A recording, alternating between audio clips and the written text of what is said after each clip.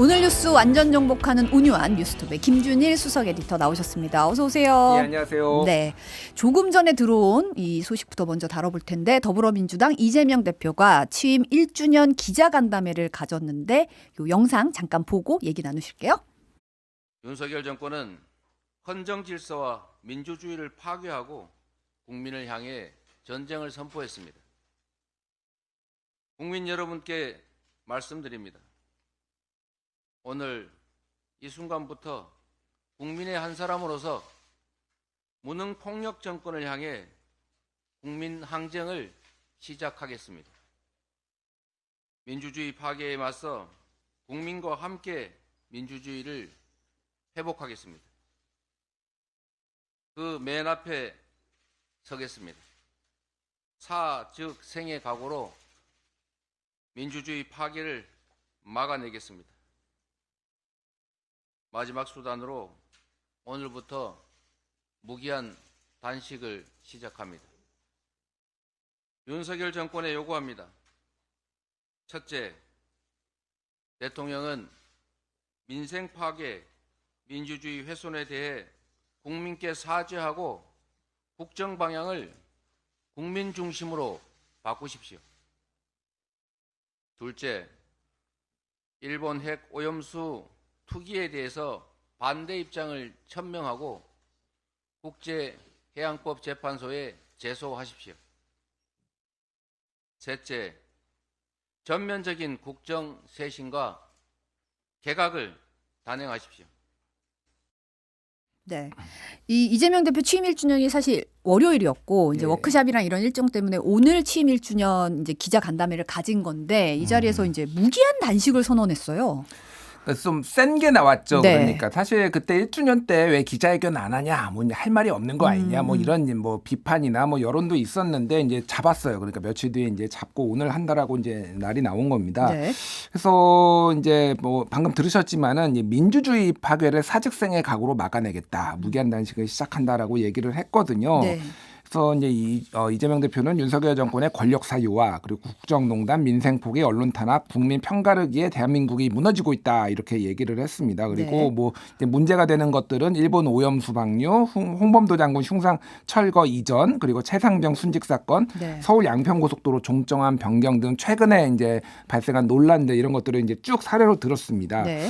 그래서 이제 이거에 대해서는 뭐 여러 가지 좀 평가들이 나오는데 이제 역대 이제 우리가 기억하는 야당 지도자들이 단식을 참 많이 했어요. 과거에는. 네. 예를 들면은 1983년에는 김영삼 총재가 23일간 맞아요. 이제 언론의 자유 뭐 이제 구속된 사람들 석방 뭐 이런 걸로 해서 상당히 오랫동안 했고 김대중 총재도 1990년에 지방자치 이 도입을 이제 공약을 실현하라 그러면서 노태우 정부를 향해서 13일간 단식을 했거든요. 네. 그러니까 이게 지금 전체적으로 보면은 좀 강한 야당 지도자 의 어떤 모습을 좀 보여주기 위해서 이제 단식을 좀 어떻게 보면은 좀 이례적이죠. 그러니까 갑자기 이렇게 하는 게 그런 것들을 조금 좀 부각시키려는 거 아니냐 이런 분석들이 나오고 있습니다. 국민의힘이 이제 순천에서 현장 최고위원회 열었던데 국민의힘 반응은 좀 어때요? 예, 뭐 뜬금포다 뭐 이런 표현들이 나왔어요. 그래서 김기현 국민의힘 대표가 이재명 대표 이제 단식 얘기를 듣고 뜬금포 단식이다 비판을 했는데요. 지금 정기국회 개회를 앞두고 지금 민생 챙겨야 되는데 웬 뜬금포 단식인지 모르겠다 이렇게 얘기를 했습니다. 그리고 제1야당 거대 야당을 이끌고 있으면서 직무를 유기하겠다는 것과 다름없다. 그리고 이 대표가 불체포 특권을 포기하면 되는데 왜 자꾸 민생 발목을 잡는지 답답하다 이런 얘기도 했습니다. 그리고 국회 상임위 도중에 이제 가상화폐 거래하고 이런 거 가지고 이제 김남국 의원 제명안이 올라갔는데 예. 국회 윤리소위에서 부결이 됐습니다. 그렇죠. 네. 그러니까 자문위에서는 제명을 권고했고 네. 이거를 이제 소위에서 검토를 해서 만약에 이대로 올라가면은 이제 본회의에서 표결로 제명 여부를 이제 가리는 건데 그 소위가 한번 연기가 됐었잖아요. 맞아요. 지난번에 네. 김남국 의원이 차기 총선 불출마 선언을 하겠다라고 하면서 연기가 돼서 이제 어제 열린 거죠. 그래서 네. 결과는 3대3 동수가 나와서 이제 부결이 됐습니다. 이제 한 표라도 더 나와야지 이제 가결이 되는 건데 네. 그래서 지금 이게 이제 뭐 여당 야당 3명씩 들어가 있거든요. 그래서 뭐 이제 이게 6명인데 무기명 투표고 예. 이제 3대 3이 나왔으니 예. 그런데 이제 송기현 의원이나 여기에 이제 민주당 쪽에서 나와가지고 이게 형 좀 과하다. 제명은 다른 사례와 비교했을 때 과하다라는 걸 설명하고 또 하나는 불출마를 선언한 것도 참고했다라고 얘기를 했으니 사실상 민주당 3명이 다 부결표를 던졌다라고 얘기한 거나 다름없다. 뭐 이런 얘기들이 나오고 있어요. 네. 그래서 일단은 이제 한번 부결된 안건은 다시 심의할 수가 없습니다. 뭐 일사부재의 원칙이 있죠. 그래서 이거를 제명안에 다룰 수는 없고 그러면 그거보다 더 낮은 징계안인 30일 출석 정지안을 논의를 할 수 있는데 지금 국회에 지금 계류돼 있는 징계안이 47건이에요. 47건. 47건이요? 예. 이제 사실 양당이 그냥 뭐만 있으면은 또 막 올리고 그러니까 뭐 사안의 경중은 다 다르겠지만은 네.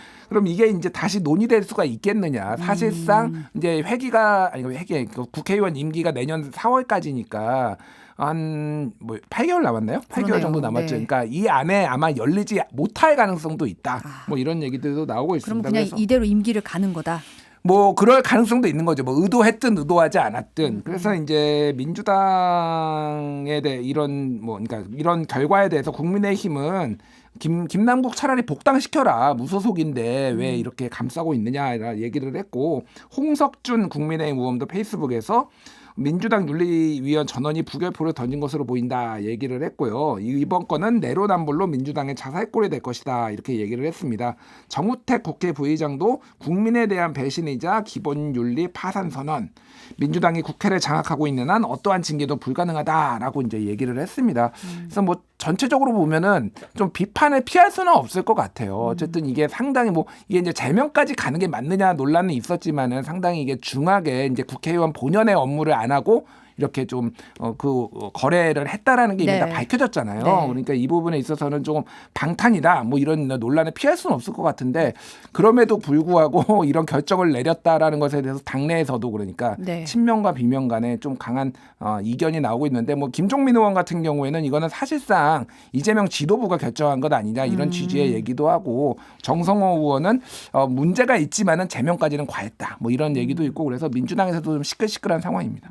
불출마 선언한 게 굉장히 영향을 미친. 그때 불출마 선언을 SNS에 올리면서 이게 연기가 되면서 이거 좀 안 되는 거 아니야? 이런 얘기가 나왔었는데 결국은 그렇게 됐네요. 불출마 선언을 상당히 좀 그냥 정상 참작을 했다고 봐야 되나요? 그러니까 민주당의 이제 윤리 소위 위원들은 그렇게 본 것 같아요. 그런데 이제 논리적으로 그냥 보면은 불출마 선언은 불출마 선언이고 이 앞에 잘못한 거는 잘못한 거잖아요. 그렇죠. 그러니까 예를 들면은 뭐 경찰이나 검찰이 독직 사건 일어나가지고 이제 내부에서 징계를 하려고 하는데 저 이제 그만두겠습니다 하면은 징계를 안 하냐고요. 그러니까 징계는 징계대로 하는 거고 뭐 그거의 거치 문제는 또 다른 별도의 문제잖아요. 사실은 그러니까 그렇죠. 이거를 이제 온정주의가 좀 남았다 당내에서도 뭐 이런 비판들이 있는데 그럼 뭐 민주당의 선택이니 뭐 이거 뭐 이제 그거의 후과도 감당을 해야 되는 그런 상황인 것 같습니다. 네. 그리고 이제 국방부 검찰단이 이제 박정훈 전 해병대 수사단장에 대해서 사전 구속영장을 청구했어요. 예. 이제 검찰 조사를 군 검찰단 조사를 이제 2차례 이제 거부를 했습니다. 그래서 네. 중립적인 기관에서 수사를 해야 된다라고 이제 얘기를 했는데 네. 그래서 증거 인멸할 우려가 있다라는 게 이제 사전 구속영장 청구의 사유가 됐어요. 네. 그래서 지난 11일하고 28일에 국방부 검찰단에 이제 조사를 거부한 바가 있습니다. 28일에는 이제 진술서로 가름을 한 거죠. 예, 네. 예, 그렇습니다. 그래서 그때 당시에도 이제 당일에 28일에 구속영장 청구 가능성도 이제 거론이 됐어요. 네. 어쨌든 지금 이제 사전 구속영장이 청구돼서 이게 이제 굉장히 좀 시끌시끌하죠 지금. 예.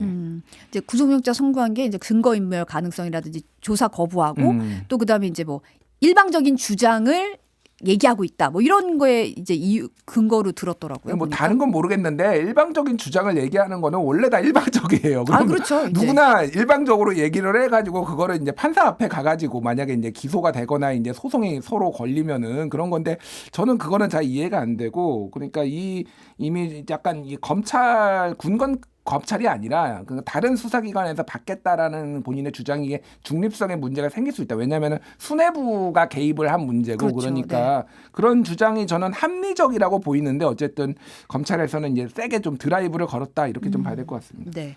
그리고 이제 고 최상병 사건 수사에 이제 대통령실이 개입했다는 의혹과 관련해서 이제 박정훈 전 수사단장의 육성 증언이 공개됐는데요. 어제 뉴스데스크 영상 한번 보고 얘기 나누겠습니다. 외압 의혹이 갈수록 커지고 있는 가운데 박정훈 대령의 육성 증언이 공개됐습니다. 지난달 31일 오후 김계한 해병대 사령관을 만난 박정훈 대령. 갑자기 사건 이첩을 보류하라는 지시를 받은 두 사람은 영문을 몰라 어리둥절했다고 합니다. 사령관님도 갑자기 뻥 쪘잖아요. 그러니까 뭐 안테나를 여기저기 올려봤나 봐. 그래서 청와대에 있는 군사보좌관하고도 통화를 한번 했고 군사보좌관은 안보실 국방비서관을 뜻한다는 게 박 대령 변호인의 설명입니다. 이어 김계한 사령관은 VIP, 즉 대통령 이야기를 꺼냅니다. 31일 날 오전 한 11시경에 VIP 주관으로 회의를 하는데 군사보좌관이 이래저래 얘기하니까 바로 뭐 표현에 따르면 군 관련해서 화를 이것보다 더 낸 적이 없다. 가장 경로했다면서 바로 국방부 장관 연락해야 이래서 막 꽝꽝꽝꽝 했다고 하길래 VIP란 말에 깜짝 놀란 박 대령이 VIP가 맞는지 재차 확인합니다. 정확히 물어 사령관 그 VIP가 얘기한 거 맞냐 고개를 끄덕끄덕 하시더라고. 이어지는 대화에서 박 대령은 왜 사단장을 그렇게 하려고 하는 것이냐고 물었고 김계한 사령관은 아무래도 옆에서 사전에 입력을 한 것 같다. 그러니까 대통령이 생각했다가 바로 보고하니까 바로 국방장관한테 이렇게 된 것 같다고 답합니다. 사전에 내용을 알고 있던 윤 대통령이 자신의 생각과 다른 처리 결과에 화를 낸 것으로 김계한 사령관이 설명했다는 겁니다.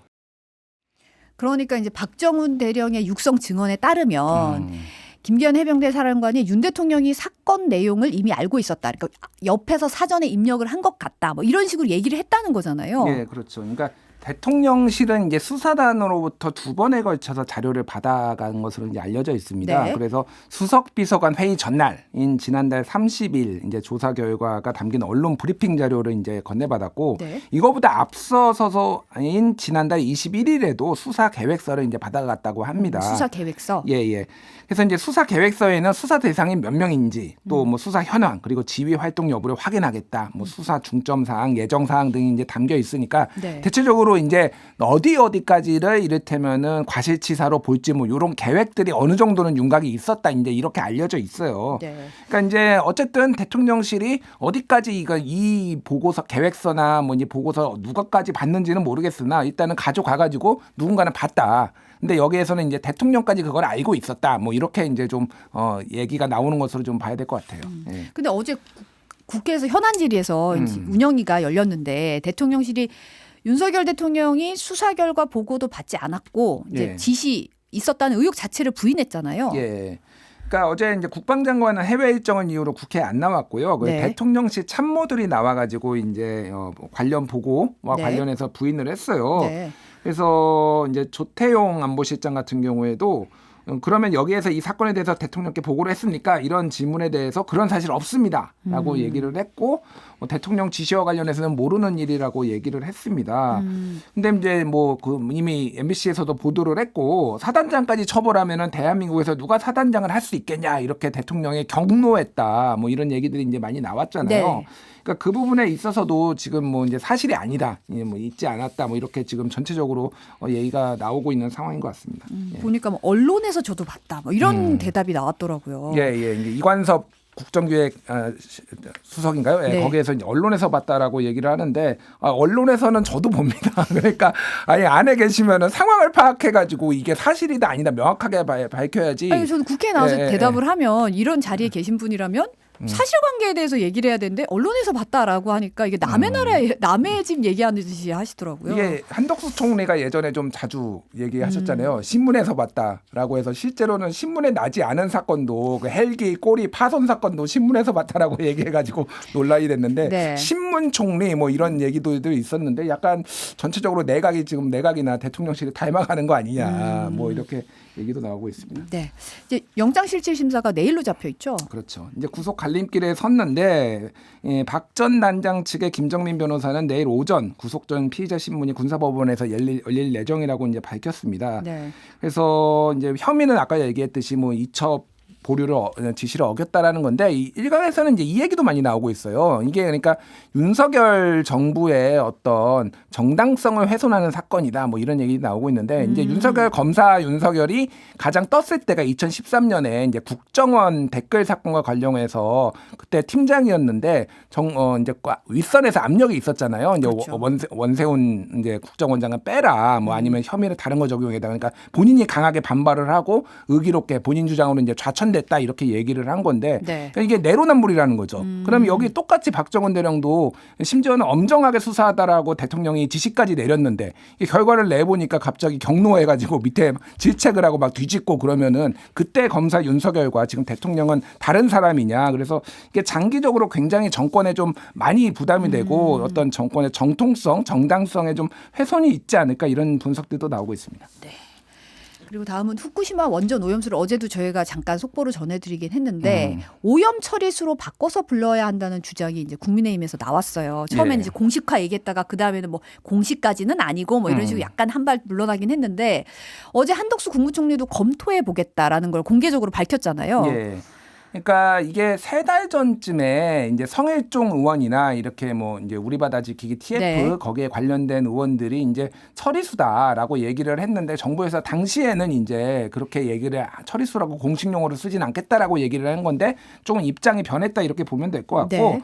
어제 이제 국회에서 수산물 소비 활성화를 위한 협약식이 열렸는데 여기 수협 회장이 왔습니다. 네. 그래서 오염수란 표현을 더는 쓰지 않겠다라고 얘기를 했고요. 그리고 여당에서 이제 국민의힘에서 오염수나 핵 폐수는 정치 공세를 위한 용어다라고 해서 변경 필요성을 또 얘기를 했습니다. 네. 그리고 한덕수 총리도 정확하게 얘기하면은 과학적으로 처리된 오염수입니다. 이렇게 얘기를 했어요. 네. 그래서 이거를 당장 바꾸겠다라는 건 아니고 검토를 하겠다라는 건데 전체적인 기류를 보면 어쨌든 오염 처리수 아니면 처리수 이쪽으로 좀 방향이 잡히는 거 아니냐라고 이제 보면 될 것 같습니다. 예. 네.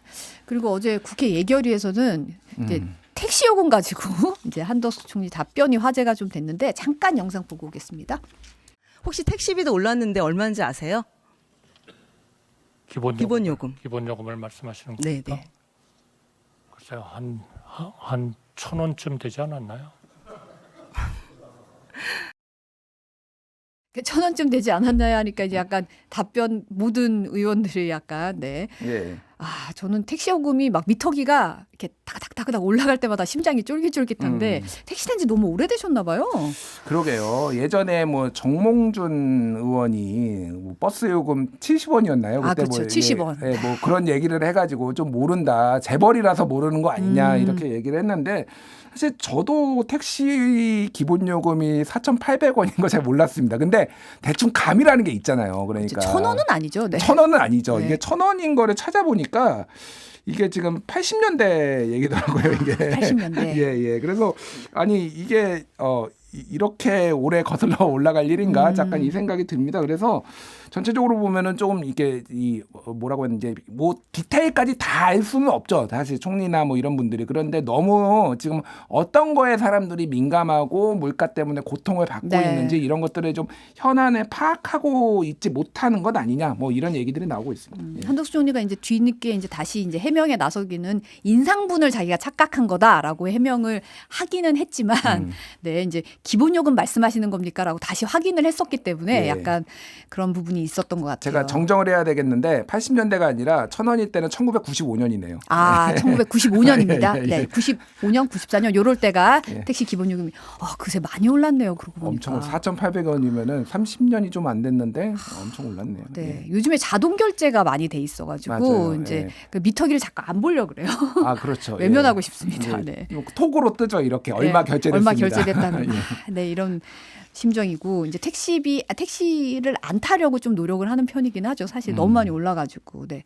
그리고 요거 하나만 더 보면 북한이 어젯밤에 동해상으로 탄도미사일 2발 발사했습니다. 예, 합동참모본부가 북한의 탄도미사일을 포착한 거는 어젯밤 11시 40분쯤이라고 합니다. 그래서 10여 분간 평양 순안 일대에서 단거리 탄도미사일 2발을 발사했고 모두 360여 킬로미터를 비행한 뒤에 동해상에 떨어진 것으로 이제 확인이 됐습니다. 네. 그래서 지난달 24일에 이제 동해상으로 단거리 탄도미사일 2발을 쐈으니까 네. 한 달 한 37일 만이고요. 그러네요. 한 달 정도 됐다 이렇게 보시면 될 것 같고요. 북한은 한미 연합 연습에 대응하는 전군 지휘 훈련이었다라고 얘기를 하고 있습니다. 그래서 이제 한미 연합 훈련에 대해서 상당히 계속 반발을 해왔는데 이거에 대한 무력 도발이다 이렇게 보면 될 것 같고 이게 어느 정도냐면은 남한의 지휘 거점을 초토화하는 가상 전술핵 타격 훈련을 실시했다라고 얘기를 했어요. 네. 그러니까 이게 충남 계룡대 부근을 콕 이렇게 찍는 모습 이런 사진을 북한이 공개를 했거든요. 네. 근데 김정은 위원장이 이제 직접 이렇게 나왔어요. 네. 사진에. 그러니까 여기가 지금 여기를 우린 뭐 너희가 그렇게 나오면은 우리는 너희 가만두지 않을 거야라는 거를 일종의 이제 무력 시위 도발을 했다. 뭐 이런 좀 분석이 나오고 있어요. 네. 별사탕님이 껌도 1,200원이라고 말씀하셨습니다. 오늘 여기까지 듣겠습니다. 오니온 뉴스톱의 김준일 에디터였습니다. 감사합니다. 감사합니다.